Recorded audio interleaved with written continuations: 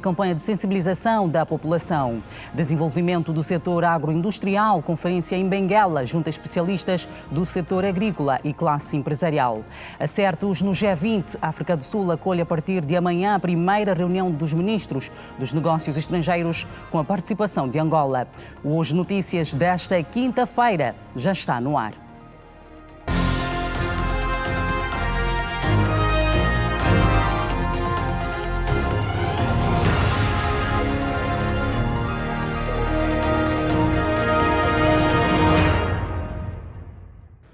Boa tarde. Acontece neste momento aqui em Luanda a Assembleia Geral do Constituinte da Rede de Mulheres Líderes na Governação Local, lançada em 2024, com o alto patrocínio da Primeira-Dama da República, Ana Dias Lourenço. A Susana Ângelo está a acompanhar este momento. Susana, boa tarde. Quais são as informações deste evento?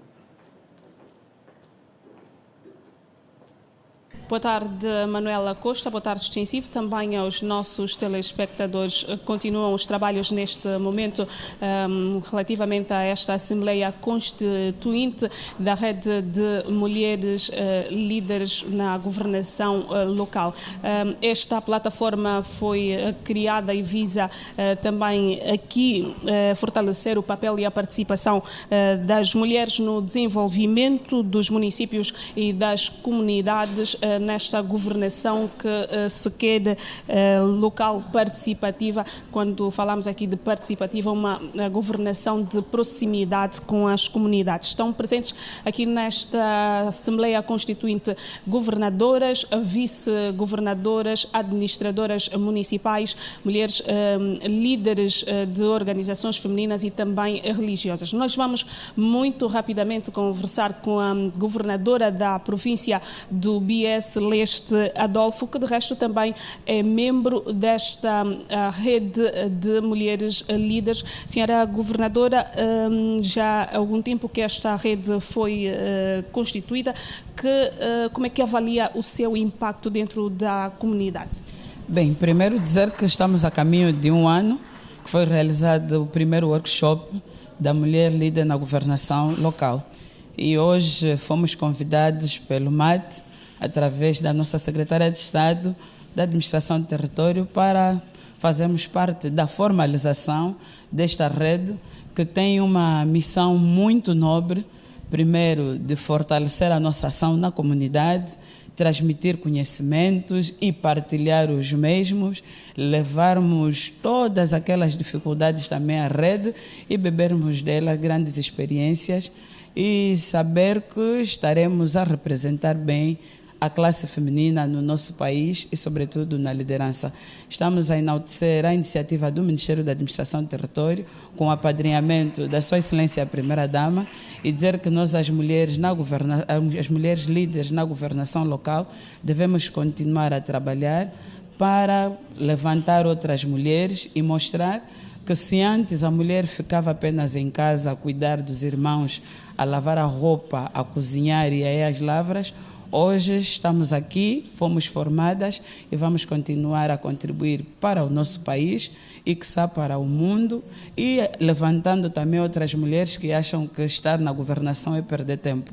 Mas não é perder tempo, é se mostrar que somos capazes e podemos, juntos com os homens, sim, os homens devem estar sempre ao nosso lado, para continuarmos a trabalhar. Mas como é que avalia o vosso papel enquanto membro desta rede de mulheres líderes na governação local? Como é que avalia o vosso papel neste quase um ano já desde a existência desta rede? Bem, a avaliação é positiva, porque através da rede estamos a acompanhar vários workshops, várias experiências. Hoje mesmo estamos aqui, antes da formalização, estamos a beber mais uma experiência para melhor atuação e achamos que é uma iniciativa bastante louvável.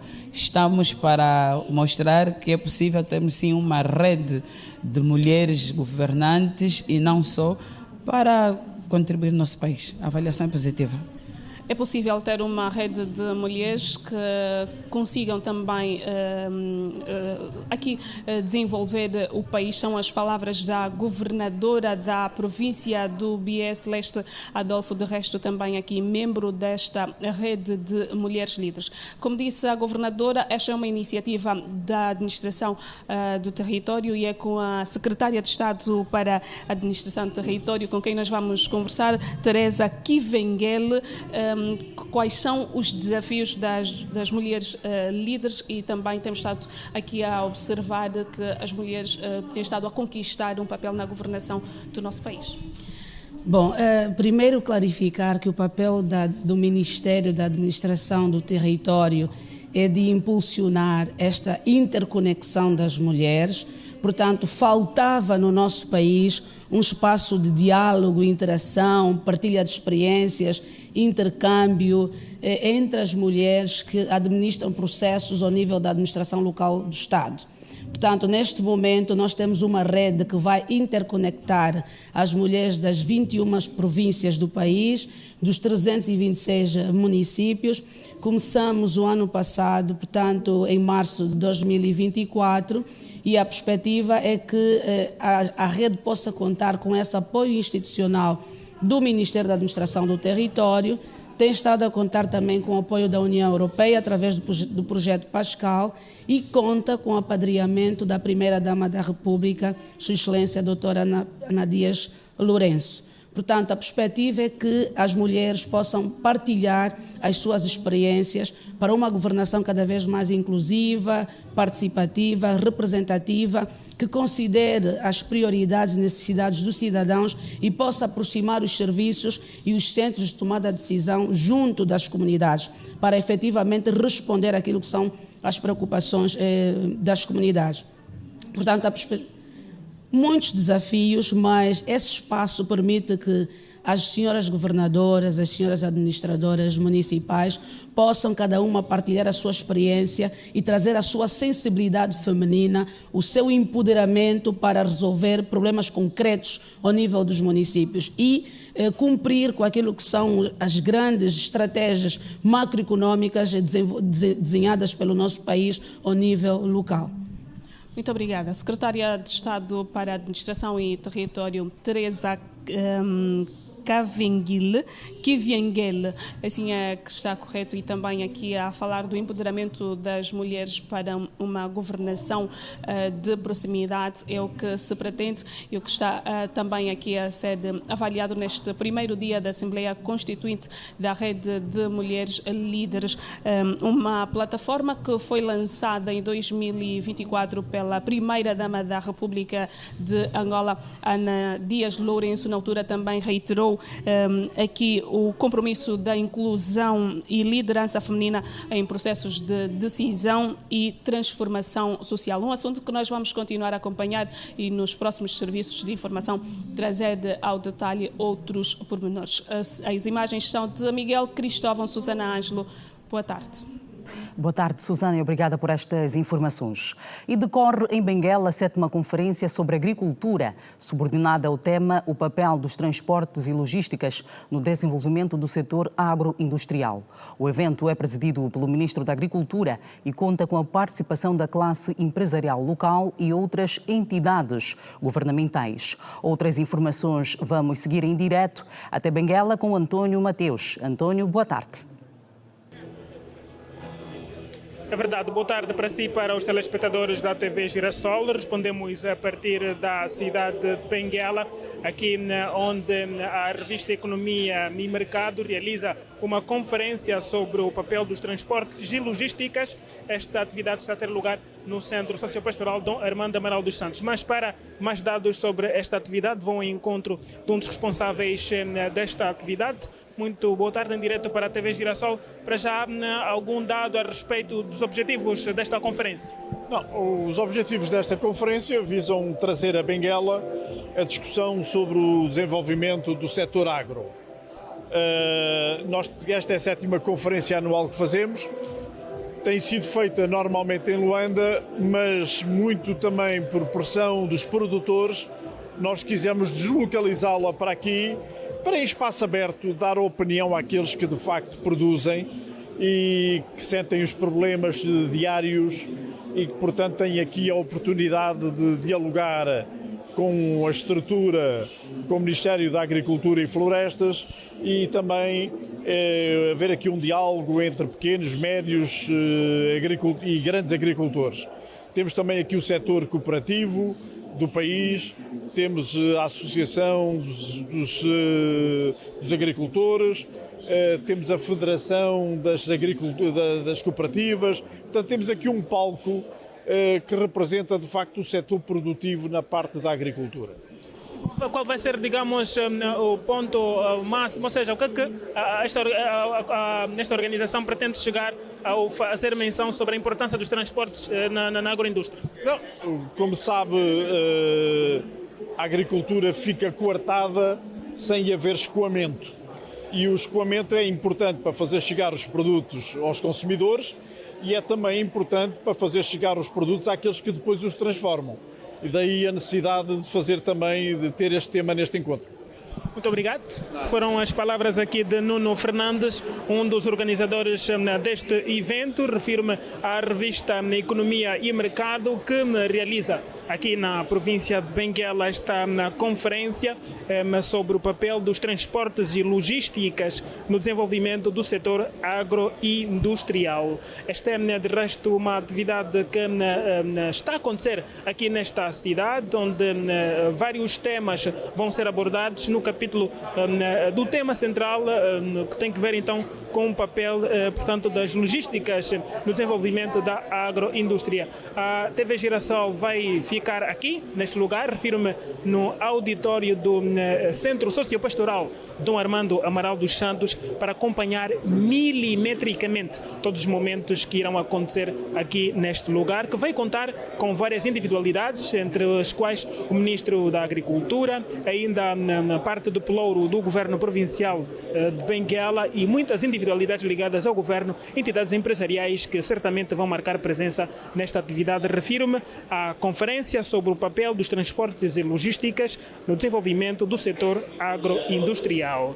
Fica, por enquanto, este apontamento com as imagens de Paula Cambonja, reportagem de António Mateus. Boa tarde. Boa tarde, António Mateus, a partir da província de Benguela. O fenómeno do saque de caminhões com alimentos está a tomar proporções alarmantes em Angola. A Polícia Nacional montou a Operação Massambala para reverter o quadro. Nesta quarta-feira foram apresentados 9 homens que saqueavam caminhões na zona da Boa Vista, São Paulo, Alameda, todos em Luanda. Só no ano passado, segundo a Associação dos Camionistas de Angola, mais de 10 caminhões foram assaltados. Camionista Ocala Joaquim conta o terror vivido nas mãos dos saqueadores numa das distribuições. O jovem com mais de 20 anos de estrada lamenta o facto de serem eles responsabilizados pela carga perdida. O perigoso que eu sofri foram 2. Levaram-me até abandonaram o caminhão, levaram-me e foram abandonar-me nos mulembos, bem amarrado. O que a gente tem que fazer muitas das vezes, mesmo a olhar o saque, para nossa proteção, não paramos, demos sequência e posteriormente vamos nos entender com os importadores e o patrão, exato. Por sua vez, o primeiro fiscal da Associação dos Camionistas de Luanda, Augusto Chaves, frisou ser da responsabilidade do importador o seguro de carga e nunca do camionista. Muitas vezes o camionista é injustiçado, às vezes por esse lado, porque o importador dá responsabilidade ao camionista, que não é certo. Nós já contactamos alguns importadores, disse que estão a tratar desse assunto e estamos à espera, porque é injusto mesmo, há vezes que há carga, falta carga e o mais prejudicado é o transportador. Só nos últimos 2 meses, a Associação dos Camionistas da província de Luanda registrou um total de 6 assaltos aos caminhões de produtos da cesta básica. A via onde nos encontramos, da Boa Vista, é a que mais sofre com os assaltos. E o presidente da Associação dos Camionistas de Luanda, Osvaldo Mateus, avançou ser uma situação preocupante e que periga a vida dos seus associados. Esta via que é da Boa Vista, e estamos a falar a via que vai direito ao São Paulo, e uma das vias que é o da Alameda, tem sido as vias mais afetadas, frequentes. Certo? Nesse ano, Nós estamos com 6 assaltos já pelos nossos irmãos que têm feito esse percurso. O ano passado nós estamos a falar com 12 assaltos, só o arredor da Boa Vista até o São Paulo. Resultaram duas mortes, um no São Paulo e outra na rotunda daqui do Bongo. Nós precisamos da ajuda da polícia aumentar. Estamos a falar o reforço da Boa Vista, estamos a falar o reforço do São Paulo, até mesmo a Avenida Alameda. E a polícia em Luanda respondeu com a Operação Massambala, tendo resultado na detenção de 9 indivíduos, avançou o porta-voz Nestor Goubel. Eles abrem o arroz, vão tirando para um outro saco, em alguns casos atiram mesmo os sacos para baixo. De resto, a imagem que muitos de nós acompanhamos, portanto, nas redes sociais. Na base deste plano de operações Massambala, que o Comando Municipal de Luanda tem estado a levar a cabo, permitiu, em sede de sequência investigativa, proceder à detenção destes elementos. Tanto é que um deles também, que portanto, pegou numa viatura IACI e transportou alguns sacos, também foi detido. Daí que nós apelamos às pessoas a terem muito cuidado quando confrontados com situações como estas na via pública, em que um caminhão está a ser vandalizado ou roubado, evitem partilhar esse tipo de comportamentos, porque é um comportamento criminoso. Obviamente no terreno há um trabalho aturado sob coordenação do Comando Municipal de Luanda e claro que os resultados são estes que estão à vista.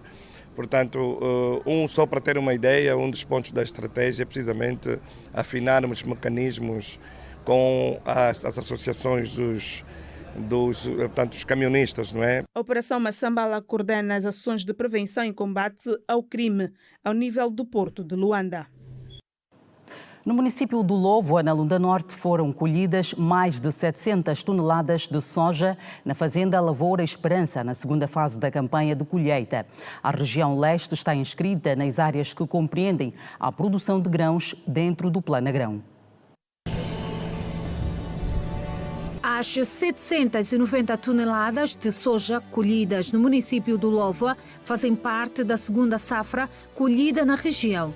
Vale recordar que, no início da empreitada, 60 toneladas de soja e 180 toneladas de milho foram colhidas e vendidas ao Grupo Carrinho Agro. Estamos a começar a colher soja e plantar, mesmo dia em cima, estamos a plantar milho para alcançar 2 colheitas ao ano. E agora está a dar 1,5 tonelada por hectare. Tem parte onde dá 2 toneladas, parte 1 tonelada e 500 quilos. Milho plantadas agora da segunda fase tem como 400 hectares, de 450 hectares. Que colhemos la semana passada foram 180 toneladas de quase 40 hectares. Deu aproximadamente 6 toneladas por hectare. Para esta nova fase, a administração municipal do Lovo prevê que a população circunvizinha seja integrada para o aperfeiçoamento da técnica de cultivo dos cereais para o autossustento das famílias. Estamos a trabalhar com a Fazenda Lavoura Esperança, que é para nós massificarmos a produção de soja a nível do nosso município. Vamos aprender com eles, vamos envolver camponeses nossos, que é para nós também começar a produzir a soja, que é a nossa camponesa também começar a produzir soja aqui no nosso município. Nós não vamos importar mais o milho de outras regiões do país, já que nós aqui no município estamos a produzir milho. Então, a Administração Municipal de Lobo vai firmar um contrato com a Lavoura Esperança para nos vender o milho para nós, os nossos camponeses.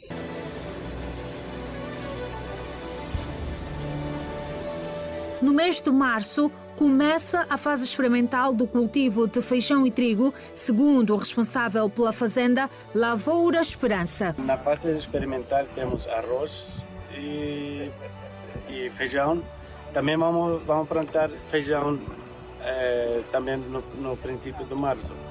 Vamos plantar feijão e trigo ainda não vimos muito resultado, temos que experimentar mais. Já nos ofereceram mais semente, outras variedades, Já vamos plantar na próxima semana. Também vamos plantar outras variedades do trigo, a ver se dá certo essa variedade. A iniciativa é de investimento privado e, por isso, o administrador municipal do Louva lançou o convite à classe empresarial angolana no sentido de investirem também na região. Vamos fazer advocacia e apelar também a alguns empresários angolanos e estrangeiros que querem investir no Louva. Que aqui faz-se agricultura, a terra é fértil, é arava, o exemplo está aí. Então, estamos a apelar para que venham aqui fazer investimentos. A Fazenda Lavoura Esperança foi implementada há 1 ano e conta com a gestão de uma família de menonitas do Mochico. Os serviços sociais no município de Mussolo ainda são quase inexistentes, segundo os munícipes. Numa altura em que já foi passado ao município, espera-se que a administração local resolva esta e outras necessidades para dinamizar a carência populacional. Com mais de 15 mil habitantes, o município de Mussolo carece de vários serviços sociais, como escolas públicas, hospitais de grande capacidade para atender a demanda populacional, transporte facilitado e um centro de tratamento de bilhete de identidade. Estamos a precisar de mais escolas. Temos uma escola que só tem o ensino primário, né? Precisamos do segundo ciclo e mais além. Apesar de faculdades e outros ensinos superiores de grande porte podem não ser agora, né? Vão vindo numa época mais futurística. Mas apesar de tudo, estamos mesmo a passar mal com cernente aquilo que é os estudos para a população no Mussolo. Está-se a ver agora, o Executivo está a ver agora. Tivemos também, hoje eu estive de manhã numa sessão ordinária para a escutação da população, que relatou-se tudo sobre isso. Mais escolas, hospitais, mais quadras. Baudílio Vaz, o administrador municipal estreante do Mussolo, ouviu nesta quarta-feira dos habitantes da ilha aquilo que mais os inquieta. Falta muita coisa ainda. Com a vida do novo administrador, eu acho que vai melhorar algumas coisas. Se haver uma doença assim grave, as pessoas são transferidas para os hospitais grandes, tipo Maria Pia, Georgina Machel, outros hospitais. Então, ainda precisamos de mais equipamentos e mais técnicos de saúde. O Centro Médico do Mussolo não corresponde às necessidades dos populares, tal como as escolas existentes. E não foi tudo sobre os anseios dos residentes. Querem ligações mais baratas e mais facilitadas com o continente. Verdadeiramente, nós temos aqui apenas postos de socorro. Apenas com um centro de saúde, que também não condiciona diretamente como centro de saúde. Porque quando num centro eu não consigo fazer análise, não tenho um laboratório, para mim não é um centro. Só gritamos de transporte para o outro lado, porque tudo vem do outro lado para abastecer o Mussolo. Mas se nos meterem aqui as condições que nós falamos ali, transporte fica ultrapassado. Vamos, sim, senhora, gritar com a administração, transporte para a autocomunicação a nível do território do Mussolo. Já não vamos precisar atravessar. Se eu tenho banco aqui, eu tenho hospital aqui, vou do outro lado atravessar para quê? Até para os serviços administrativos, tratar documentos de identificação também precisam de deixar a ilha. O ano passado tinha já aqui na administração, mas depois foi anulado. As dificuldades no Mussolo. Ainda hoje você vai ver, arranca julgamento criminal contra o presidente deposto da Coreia do Sul. Yoon Suk-yeol, que está detido desde janeiro, enfrenta acusações de insurreição que podem resultar em prisão perpétua ou pena de morte. 12h23, vamos ao primeiro intervalo neste jornal.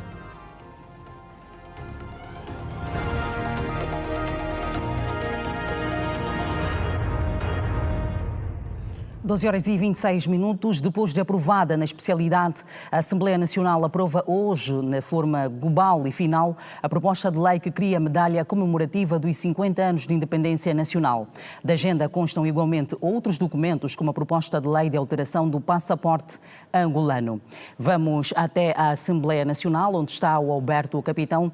Alberto Capitão, boa tarde. Durante as discussões anteriores foi muito questionada a questão questão da característica da medalha e também sobre quais são as figuras que devem, na verdade, merecer esta medalha. Na sessão de hoje, quais são os principais questionamentos levantados?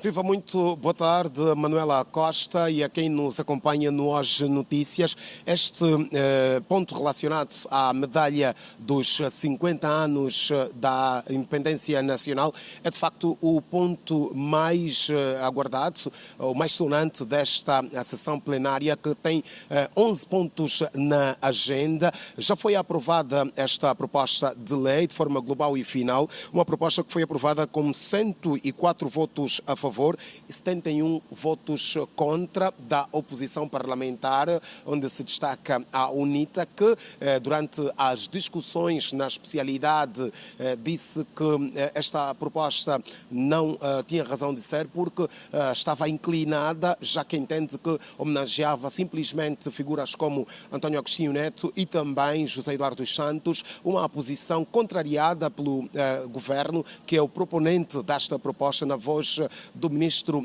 da Administração do Território, Dionísio da Fonseca, que disse que o grande foco desta medalha, que tem aqui 3 elementos, é realmente reconhecer figuras que, num primeiro momento, contribuíram para a independência nacional, depois para a paz e reconciliação nacional, e num terceiro momento, uma terceira medalha tem como grande objetivo reconhecer figuras entre nacionais e estrangeiras que contribuíram e continuam a contribuir para o desenvolvimento económico, social e também pacífico do nosso país. São figuras dos mais variados estratos sociais que vão ser homenageadas com estas medalhas, com esta medalha que acaba de ser aprovada pelos parlamentares, como já disse, com 104 votos a favor e 71 votos contra. Também hoje os deputados a Assembleia Nacional aprovaram a proposta de lei de forma global e final de alteração à lei do passaporte angolano, igualmente com 104 votos a favor e 71 votos contra da oposição parlamentar. Mas um ponto que chamou a atenção ao longo desta plenária foi realmente as discussões que foram feitas antes mesmo dos debates desta plenária, que tem que ver com a agenda de trabalho. É que a agenda tem 11 pontos, mas a UNITA propunha a revisão desta agenda para a discussão e apresentação de duas moções, digamos que de protesto. Uma primeira contra a detenção de 2 deputados da UNITA na província do Kwanza Norte, deputados que participavam de uma manifestação que visava contestar contra as mortes de 17 camponesas naquela província, e uma segunda proposta era de apresentar uma nota de protesto contra estas mortes que têm estado a acontecer na província de Kwanza Norte, de acordo com a Polícia Nacional e também com o grupo parlamentar da UNITA, entre 2024 e estes 2 primeiros meses de 2025. A verdade é que o MPLA votou contra estas 2 propostas da UNITA e o deputado do grupo parlamentar dos Camaradas, Milonga Bernardo, justifica já seguir o posicionamento do seu partido. Vamos ouvir.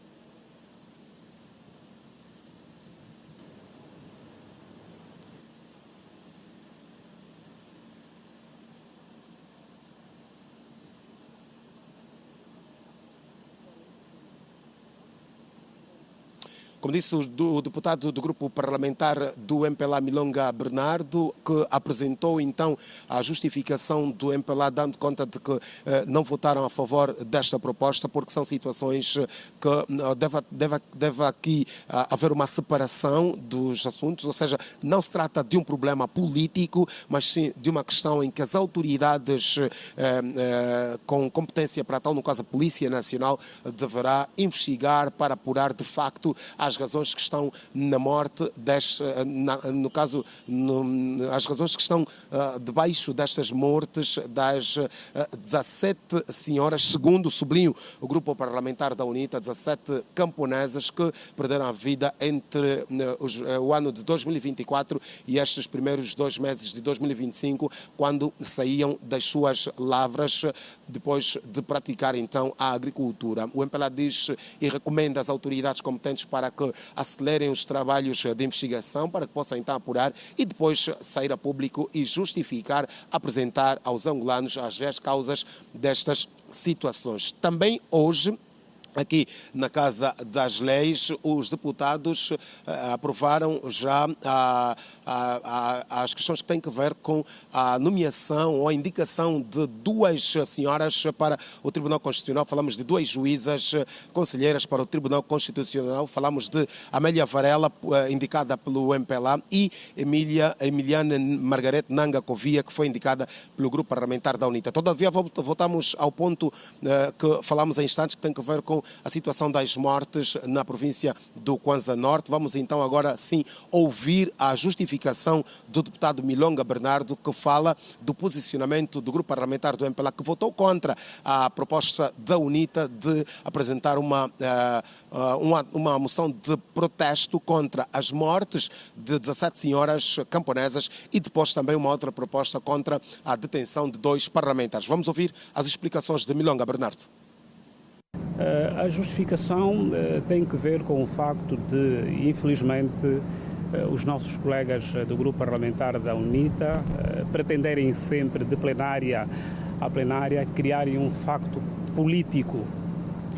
E muitas vezes esses factos vão ao arrepio daquilo que é a normalidade do funcionamento das instituições do Estado.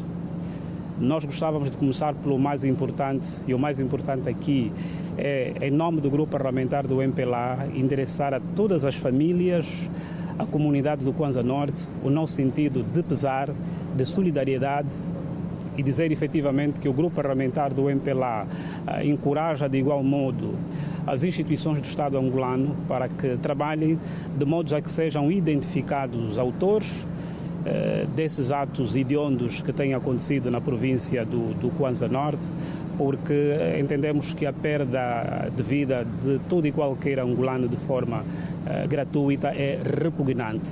Todavia, é importante separarmos aqui, digamos, aquilo que são os aproveitamentos políticos. Não estamos em sede de factos para se fazerem disputas políticas, até mesmo em respeito à memória das pessoas que partiram, em respeito às famílias que estão tocadas, que estão conduridas face a este quadro.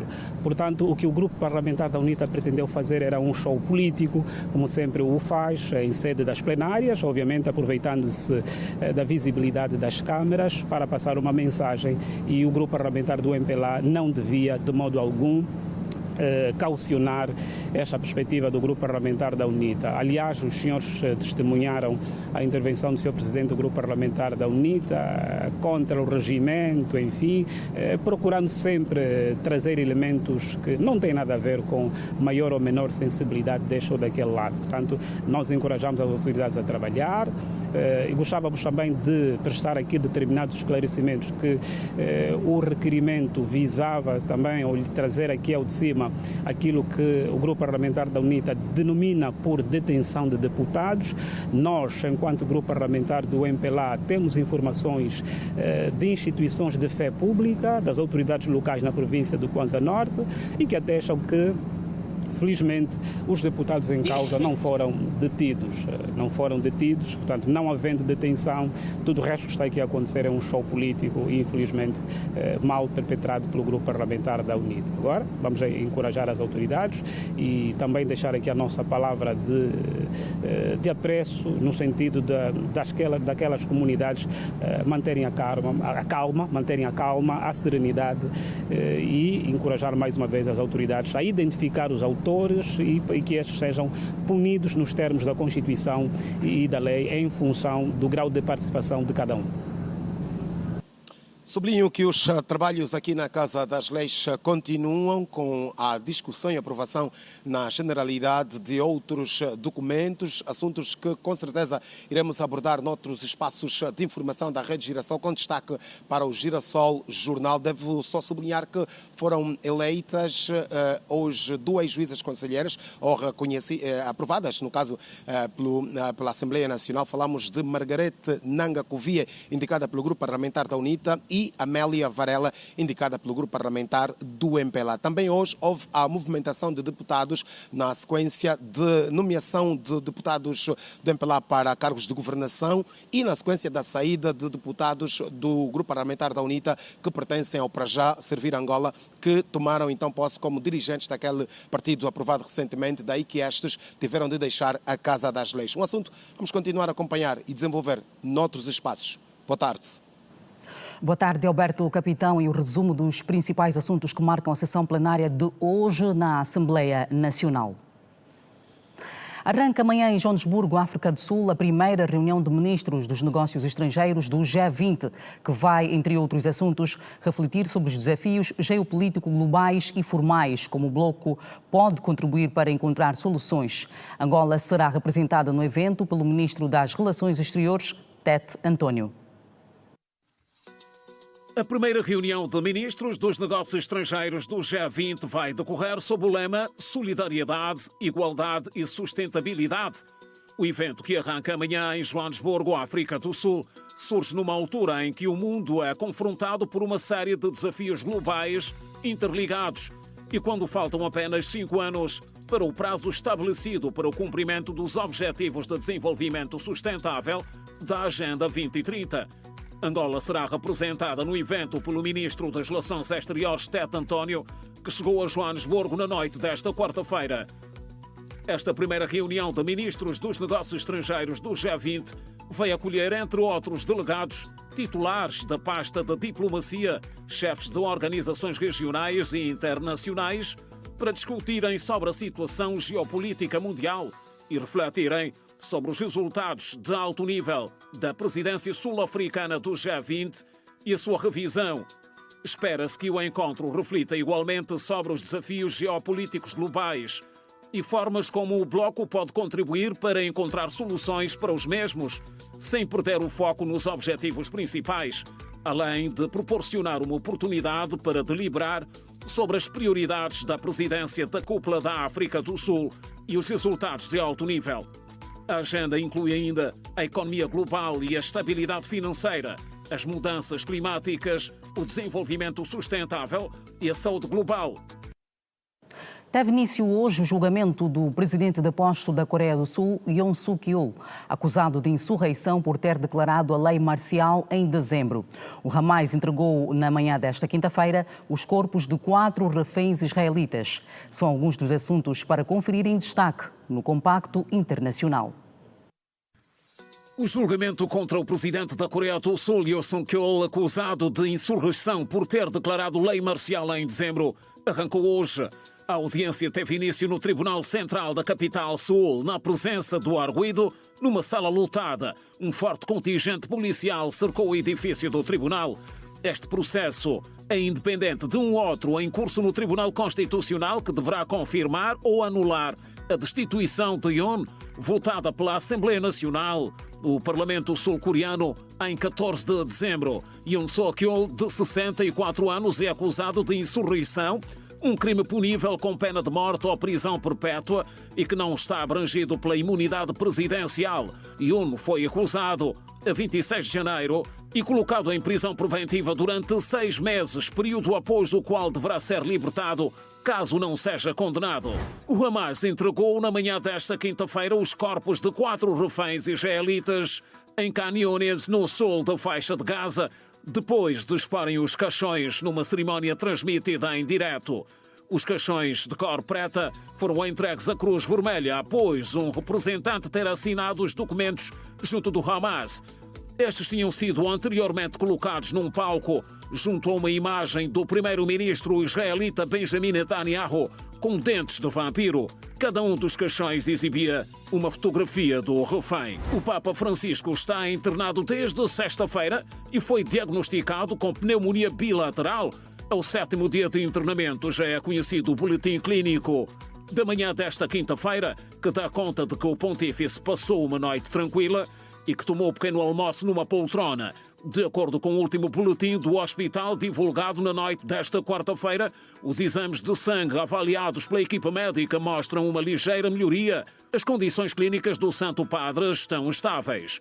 Os exames de sangue avaliados pela equipa médica mostram uma ligeira melhoria, especialmente nos índices inflamatórios, revelou o Vaticano. O Desportivo da Huila e Petro de Luanda empataram a 1-1 em jogo movimentado e assistido por mais de 10 mil espectadores.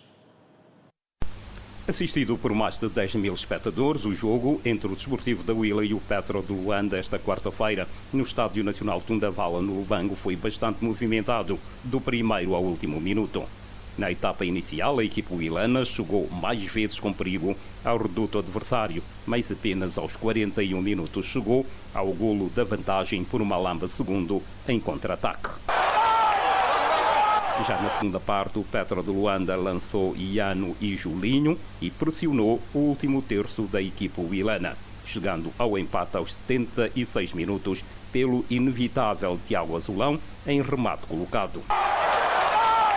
No final da partida, perguntámos ao técnico do Desportivo da Huila, Paulo Torres, se era responsável pela equipa ter recuado no terreno na segunda parte, terminando a partida praticamente encostada às cordas.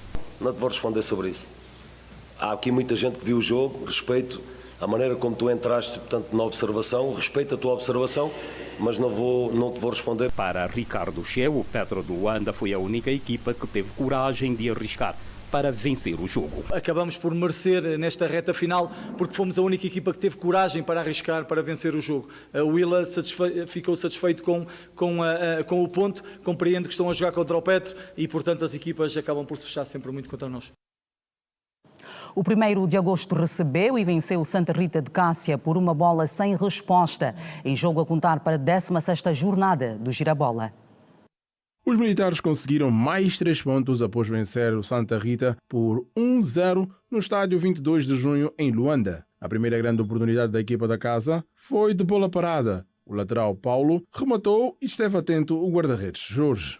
Os militares eram mais ofensivos e não davam espaço para os visitantes atacarem. Ao intervalo, o placar permanecia nulo. Na segunda metade, continuava o de agosto a atacar mais. Mabilson quase mudou o rumo das coisas, mas tinha a pontaria desafinada. Se o melhor vem para o fim, os rubro e negros aproveitaram bem desse ditado. Depois de várias tentativas, chegou o golo. Ari, dentro da grande área, mudou o placar. No final, o treinador Felipe Nzanza enalteceu o esforço dos seus pupilos e dedicou a vitória ao jovem Bruno de Jesus. Saímos em terceiro lugar com a equipa que nós temos, com os jovens lá à frente. Vamos continuar a lutar e fazer tudo para ver se melhoramos a nossa classificação. Tudo é possível e vamos levantar a cabeça sempre e continuar a trabalhar. Já o presidente do Santa Rita, Nzolani Pedro, reclama pelo facto da equipa não ter grandes patrocínios. Temos equipas que têm apoio das empresas públicas, os outros não têm, nós não temos e estamos tendo muitas dificuldades. Por um pouco estamos para desistir, mas queremos honrar a nossa camisola, vamos aguentar ao fim.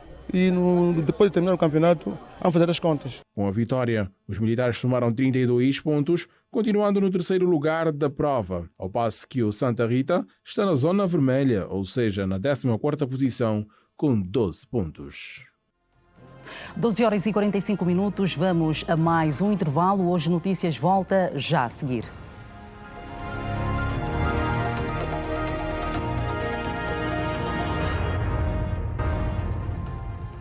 Por uma educação inclusiva, equitativa e de qualidade é o lema do Fórum Nacional de Educação e Ensino em Angola, que está a decorrer numa das unidades hoteleiras de referência em Luanda.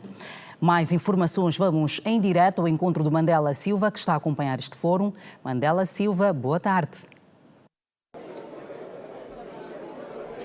Boa tarde e um boa tarde extensivo a toda a audiência. De facto, estamos neste momento numa das unidades hoteleiras na capital, onde está a decorrer então o Fórum Nacional de Educação e Ensino em Angola, sob o lema por uma educação inclusiva, quantitativa e de qualidade. Mas para mais informações, nós vamos então à conversa com a Secretária de Estado para o Ensino Secundário. Muito boa tarde, Senhora Secretária de Estado. Qual é então o objetivo deste encontro aqui nesta unidade do país? Muito obrigada, muito boa tarde a todos. O Executivo angolano, através do Ministério da Educação e do Ministério do Ensino Superior, Ciência, Tecnologia e Inovação, realiza o primeiro Fórum Nacional de Educação e Ensino. É um fórum que tem como objetivo, portanto, analisar, identificar os principais desafios que o setor, no geral, do setor da educação, está a enfrentar para a concretização daquilo que são as metas que constam dos instrumentos estratégicos de desenvolvimento do país e também dos compromissos que Angola ratificou a nível da África e a nível das Nações Unidas. Estamos a falar aqui especificamente dos Objetivos de Desenvolvimento Sustentável relacionados com a educação e também daquilo que são as prioridades que constam da Agenda Africana 2063. Portanto, estão aqui reunidos especialistas, estamos a falar de acadêmicos, estamos a falar de professores, estudantes, analistas, todos os atores institucionais e os parceiros sociais que fazem parte destes dois setores, nomeadamente da educação e do ensino superior, para podermos, de facto, fazer uma análise aos vários elementos que compõem o sistema de educação e ensino. Estamos a falar do currículo escolar, que é o elemento central do sistema de educação e ensino. Precisamos de fazer uma análise de que forma é que o nosso currículo está a atender atualmente aquilo que são as exigências, responde àquilo que são as necessidades e também aquilo que é a qualidade que nós precisamos. Vamos também fazer uma análise sobre os meios de ensino, os meios e equipamentos que as instituições escolares têm, as condições que as escolas atualmente oferecem para que os professores trabalhem nas condições necessárias e também os alunos aprendam os seus conteúdos, os conteúdos curriculares em condições necessárias. Vai-se fazer uma análise dos pontos fortes, no fundo, e dos pontos fracos que todo o sistema de educação em Angola possui, portanto, e a partir destes pontos fracos reformularmos as políticas educativas, reformularmos aquilo que são os nossos planos, fazer uma revisão aos nossos planos setoriais. Também vamos olhar de uma maneira geral aos aspectos ligados à alimentação escolar, às infraestruturas escolares, à educação inclusiva através da política que temos de educação inclusiva. Vamos olhar no geral para todos os elementos e um elemento também importante é a formação de professores. Estão aqui, portanto, reunidos vários especialistas e temos a plena certeza que vamos recolher contribuições bastante pertinentes para podermos, então, reformular as políticas educacionais. Também secretária, desculpa, como é que está o ensino a esta altura em Angola?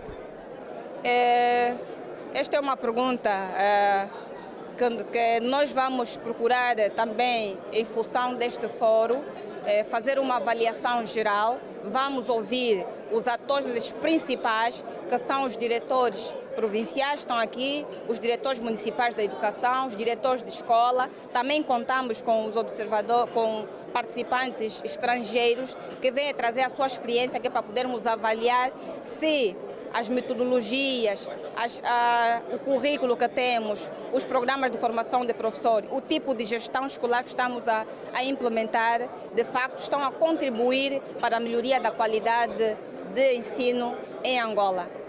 Muito obrigado, senhora secretária de Estado para o Ensino Secundário, Soraya Calunguela, que falava então deste Fórum Nacional de Ensino em Angola. Mas para mais informações, o caro ouvinte e telespectador vão então poder acompanhar com maior incidências nos próximos serviços noticiosos da Rede Girassol.